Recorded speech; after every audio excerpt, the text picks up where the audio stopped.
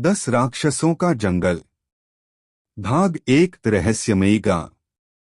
एक छोटे से गांव में, जो घने जंगलों से घिरा हुआ था, एक अजीब सी खामोशी छाई हुई थी। गांव के लोग रात के समय घरों से बाहर नहीं निकलते थे। बच्चों को सूरज ढलने से पहले ही घर लौटने की सख्त हिदायत दी जाती थी। गांव के बुजुर्गों का मानना था कि जंगल में 10 राक्षस रहते हैं, जो रात के अंधेरे में गांव में आते हैं और बच्चों को उठा ले जाते हैं। एक दिन 10 साल का नन्हा सा बच्चा राहुल अपने दोस्तों के साथ जंगल के किनारे खेल रहा था। उसने गांव के बुजुर्गों की बातों को नजरअंदाज कर दिया और जंगल में चला गया। अचानक उसे एक अजीब सी आवाज सुनाई दी। वह आवाज उसे जंगल के गहरे हिस्से की ओर ले गई। जब वह वहां पहुंचा, तो उसने देखा कि एक पुराना और टूटा हुआ मंदिर है।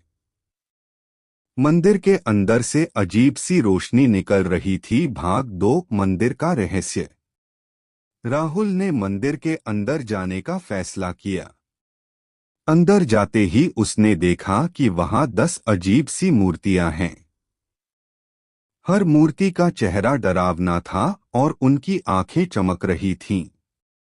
अचानक मूर्तियां हिलने लगीं और उनमें से एक ने राहुल की तरफ देखकर कहा, तुम्हें यहां नहीं आना चाहिए था।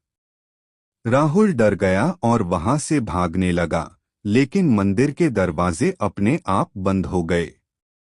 उसने देखा कि मूर्तियां धीरे धीरे जीवित हो रही हैं। वे 10 राक्षस थे, जिनके बारे में गांव के लोग बात करते थे। हर राक्षस का एक अलग डरावना रूप था। एक के पास लंबे नाखून थे, दूसरे की आंखें लाल थीं, तीसरे के पास सांपों से बना हुआ बाल था, और इसी तरह हर राक्षस का अपना एक अलग डरावना गुण था। भाग 3। राक्षसों का खेल। राक्षसों ने राहुल को बताया कि वे उसे तभी छोड़ेंगे जब वह उनके 10 डरावने खेलों को जीत लेगा। हर खेल में राहुल को एक राक्षस के साथ मुकाबला करना था। अगर वह हार जाता, तो उसकी आत्मा हमेशा के लिए राक्षसों की कैद में चली जाती। पहला खेल था अंधेरे का खेल। राहुल को एक अंधेरे कमरे में जाना था और वहां से बाहर निकलने का रास्ता ढूंढना था। लेकिन कमरे में एक राक्षस था जो उसे डराने की कोशिश कर रहा था। राहुल ने अपनी बुद्धि का इस्तेमाल किया और कमरे से बाहर निकलने में सफल हो गया। दूसरा खेल था सांपों का खेल। राहुल को सांपों से भरे एक कमरे में जाना था और वहां से एक चाबी ढूंढनी थी।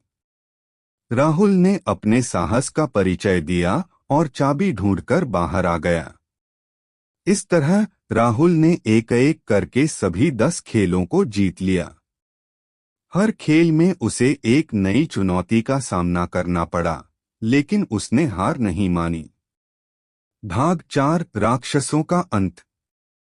जब राहुल ने आखिरी खेल जीत लिया, तो राक्षसों ने उसे बताया कि वे असल में गांव के पुराने लोग थे, जिन्होंने एक शाप के कारण राक्षसों का रूप ले लिया था। उन्हें एक बहादुर बच्चे की जरूरत थी जो उन्हें इस शाप से मुक्त कर सके। राहुल ने उनकी मदद की और शाप टूट गया। राक्षसों ने फिर से इंसानों का रूप ले लिया और गांव वापस लौट आए। गांव के लोगों ने राहुल की बहादुरी की सराहना की और उसे हीरो का दर्जा दिया। उस दिन के बाद से गांव में फिर से खुशहाली लौट आई और राहुल ने सीखा कि डर का सामना करने से ही उस पर विजय पाई जा सकती है।